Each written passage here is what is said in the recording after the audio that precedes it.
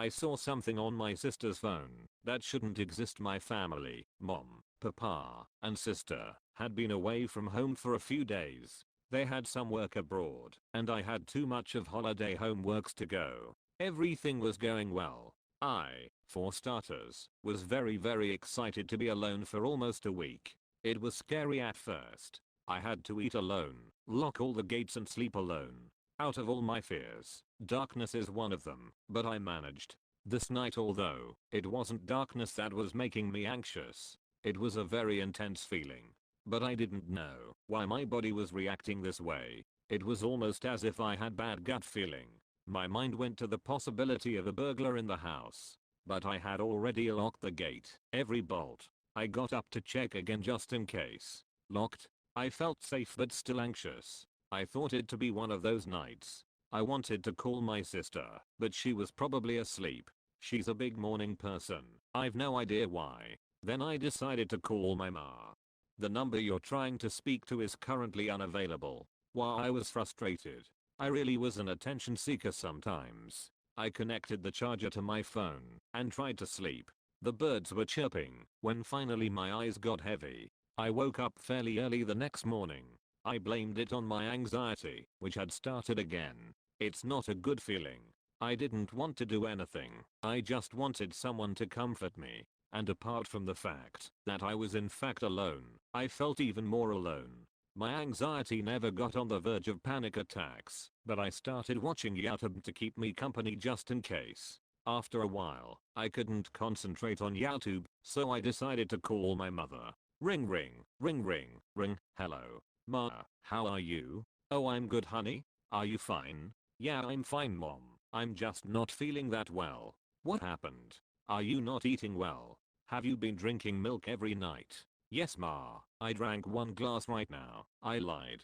But not that kind of well. I'm feeling anxious. Are you all okay? Oh sweetie, we are all. I can't hear you properly. You there?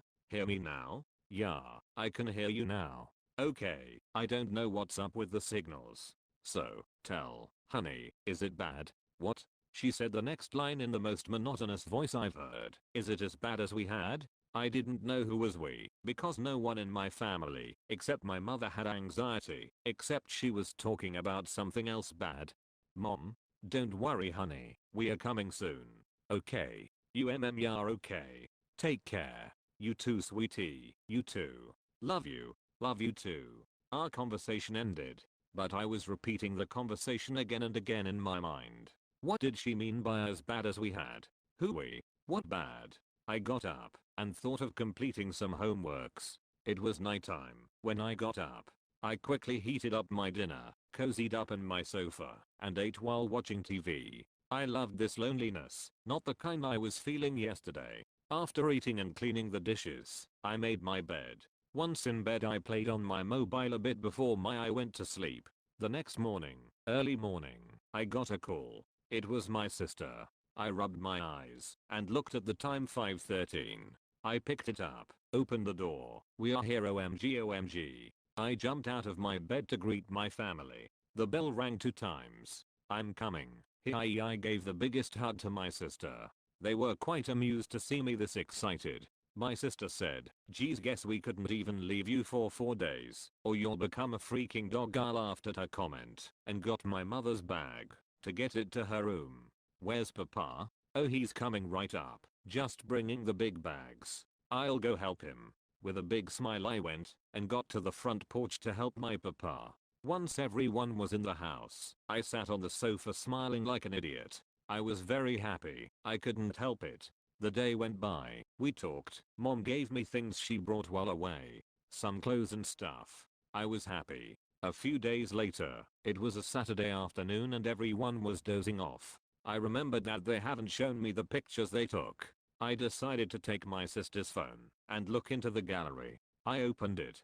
The first one was a video. The thumbnail was all black. I had a small thought that it was probably a 2 seconds video of the camera being covered or something, because my sister wanted to take photos, but the camera was on video mode. But little did I know what effect it would have on me. The video was almost 7 minutes long, and the date it was taken on was 3 days ago. I clicked on the thumbnail. Black screen. Then I heard some chanting, panicked chanting. The video brightened, and I heard some more panicked chanting. Same words over and over. People were praying over and over again to save their lives. My eyebrows furrowed, and my stomach twisted. My breathing got faster as my eyes tried to process what the frick I was seeing. The video was filmed in a plane, and my family was in there. But they should be in their hotel that day. Did they take early plane? What was going on? I saw the passengers clutching onto their front seats in a crawling position. They were being instructed to do that. The air hostesses were repeating over and over again to keep calm. I have never been this confused before. They surely were in an emergency situation, but my family happened to be in the plane. How? They were not supposed to there until one day ago. I heard my sister's whimpers. I could feel that she was shaking and clutching the phone tightly. My mom was on the verge of tears in one frame. The next second I saw my father. I've never ever seen him like this. His perfectly made hair was all sticking out, and sweat was dripping from his forehead. He was trying to shield Ma and sister, but I could tell he was very scared. I felt my heart beat even faster, my eyes burning, and a lump in my throat. Why was I crying? I was so confused. I stopped the video for a moment, huffing hard. I was shocked.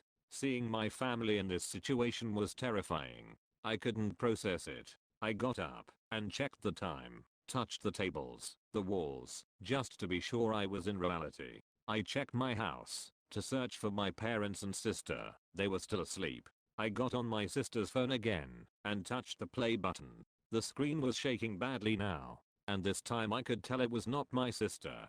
The plane was shaking hard. Is it turbulence? No, it can't be, I said as my mind tried hard to rationalize the situation. The next frame got me shaking. Smoke was coming out and was visible on the screen. I don't know whether I knew what was happening or not. Any calm mind would have understood what was happening, but my mind was literally clueless. Guess I didn't want to think about the reality. I still wished it was some photoshopped video or an internet video. Screams filled my ears. Babies crying, mothers clutching their babies and crying. The screen went thud on the floor and I saw my family in the frame. My vulnerable family, clutching their hands together and crying. The smoke clouded the screen, and I saw my family fade away. I saw them, and felt as if it was my last time seeing them. Although I had seen them not too long ago, or have I? I ran to the living room again, my cheeks flushed, body shaking and tears running down, to drench my neck and t-shirt. I saw my mom waking up, and I ran into her arms. I touched her face like a newborn child, and kissed her cheeks over and over again. She was crying too, and as I lay in her lap, my papa and sister enclosed around me and hugged me, crying bitterly. We are sorry, we are so sorry. We did not want to leave you. We came to look after you, sweetheart. You will never be alone, papa said crying. Even if we die,